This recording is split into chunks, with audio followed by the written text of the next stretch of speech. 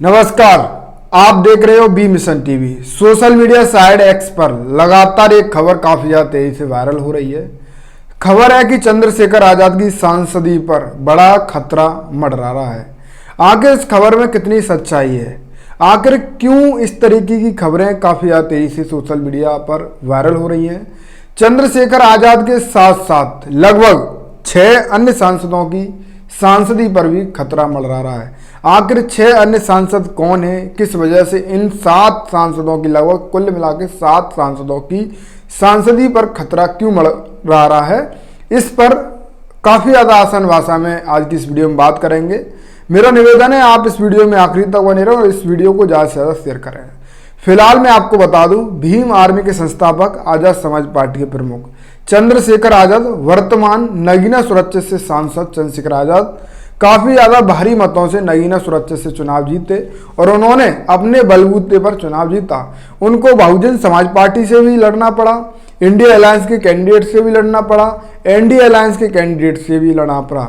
चंद्रशेखर आजाद लगभग 52% वोट लेकर आए और 48% नोटा समेत तमाम जो अन्य पार्टियों के कैंडिडेट थे वो लेकर आए। यानी कि चंद्रशेखर आजाद ने नगीना सुरक्षित लोकसभा सीट से इतिहास रचने का काम किया, वो भी अपने बलबूते पर इसी बीच एक सबसे बड़ी खबर ये निकल कर आ रही है कि चंद्रशेखर आजाद पर लगभग आपको पता ही 36 मुकदमे हैं और 4 गंभीर आपराधिक मामलों में उनको आरोपी भी माना गया है। ये मीडिया रिपोर्ट के द्वारा दावा किया जा रहा है।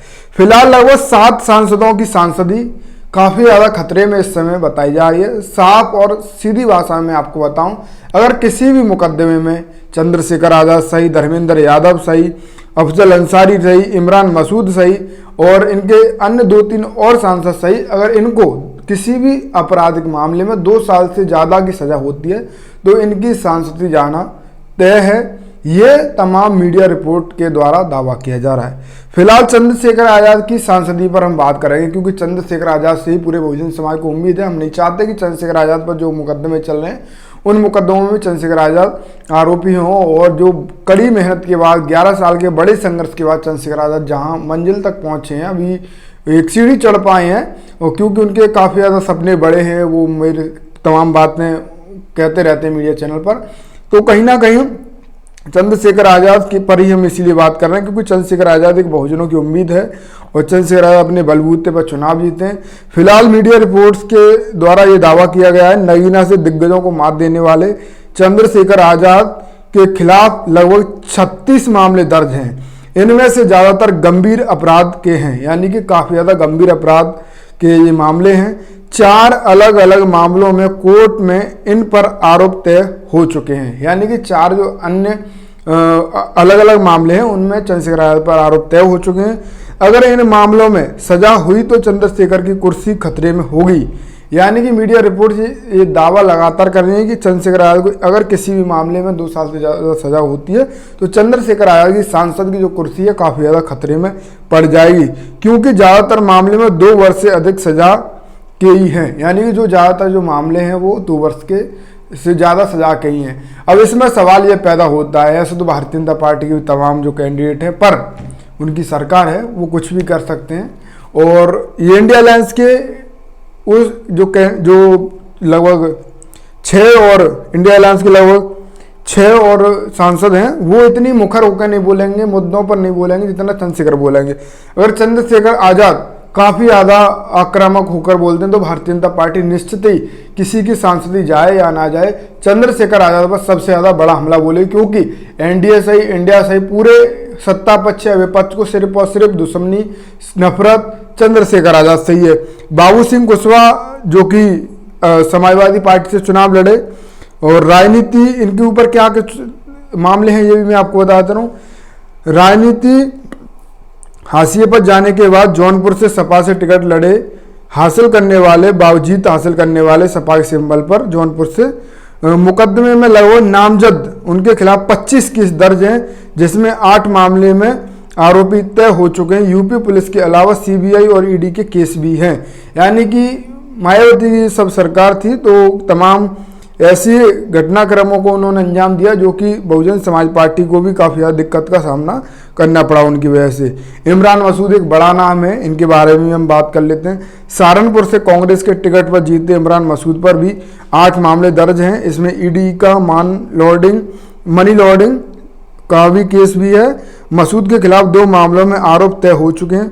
आने वाले समय में ईडी के केस में रफ्तार पकड़ सकता है, यानी कि काफ़ी ज़्यादा रफ्तार पकड़ सकती है। धर्मेंद्र यादव आजमगढ़ से चुनाव जीते, जो कि अखिलेश यादव के भाई हैं। आजमगढ़ से जीत हासिल करने वाले सैफई परिवार के धर्मेंद्र यादव के खिलाफ 4 मामले दर्ज हैं। बदायूं में दर्ज एक मामले में धर्मेंद्र के खिलाफ कोर्ट में 21 दिसंबर 2023 को आरोप तय हो चुके हैं। तो फिलहाल ये खबरें हैं कि अगर चंद्रशेखर आज़ाद, ये यानी कि ये जो 7 सांसद हैं, अगर इन सांसदों को अगर सजा मिलती है, आरोपी भी ये तय हो चुके हैं कई अन्य मामलों, चंद्रशेखर आज़ाद 4 मामलों में आरोपी तय हैं मीडिया रिपोर्ट के मुताबिक। तो इनकी जो सांसदी की राह है वो मुकदमों के कांटों से काफ़ी ज़्यादा भरी हुई है। अगर चंद्रशेखर आज़ाद या ये अन्य सांसद जो काफ़ी ज़्यादा बोलेंगे तो कहीं ना कहीं बीजेपी एक बड़े दबाव के चलते इन पर बड़ी कार्रवाई करा सकती है और इनकी कुर्सी काफ़ी ज़्यादा खतरे में पड़ सकती है। फिलहाल ये भी मैं आपको बता दूं, MP MLA कोर्ट में इनका केस जाएगा और वहाँ पर काफ़ी ज़्यादा बड़ी और तेज़ी से इनके केस का निपटारा किया जाएगा। ये सही है या गलत है, ये वहाँ पर देखा जाएगा, क्योंकि अगर 2 साल से ज़्यादा 2 साल के अंदर ही हर केस को निपटाया जाता है और अगर 2 साल से ज़्यादा की सज़ा होती है तो निश्चित ही चंद्रशेखर आज़ाद सही या अन्य जो 6 इंडिया ब्लॉक के सांसद सही, उनकी सांसदी यानी कि उनकी कुर्सी पर खतरा काफ़ी ज़्यादा मंडरा रहा है। कई निर्वाचित सांसदों पर तय हो चुके हैं आरोप। 2 साल से ज़्यादा सज़ा पर जाएगी कुर्सी, ये बिल्कुल श्योर है, क्योंकि कानून के हिसाब से, डॉक्टर अम्बेडकर जो संविधान के हिसाब से अगर 2 साल से ज़्यादा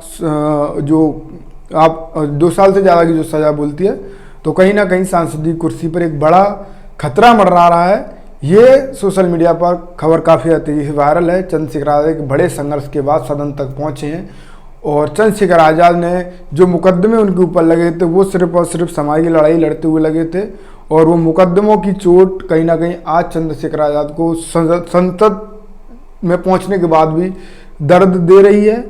अगर ऐसा होता है तो चंद्रशेखर आज़ाद क्या कुछ एक्शन लेंगे, ये भी फिलहाल देखने होगा। फिलहाल ये खबरें काफ़ी तेज़ी से वायरल है। हम तो यही चाहेंगे कि चंद्रशेखर आज़ाद जो संघर्ष करके सदन तक पहुँचे हैं वो सदन तक बने रहें और आगे भी वो बहुजनों के मुद्दों को सदन में उठाते रहें, यही उम्मीद करेंगे। फिलहाल आप इस पूरे घटनाक्रम को किस नज़र से देख रहे हो, आप अपनी राय कमेंट में देना। आप देख रहे थे बी मिशन टीवी को फेसबुक पर फॉलो करें, यूट्यूब पर सब्सक्राइब करें, वीडियो में आखिरी तक बने रहने के लिए आप सभी साथियों को धन्यवाद। साथियों, जैसा कि आपको पता है, बी मिशन टीवी हमेशा ग्राउंड जीरो की रिपोर्ट आपके बीच रखता है। अगर आपको हमारा काम पसंद आता है तो बी मिशन टीवी को आर्थिक मदद करें, जिससे कि हम यूं ही निरंतर ग्राउंड लेवल पर काम करते रहें। स्क्रीन पर दिख रहे QR कोड को स्कैन करें और अपने दान की राशि बी मिशन टीवी के खाते में भेजें। QR कोड के अलावा आप हमारी UPI ID bmissiontv@ybl पर भी मदद भेज सकते हैं। जय भीम।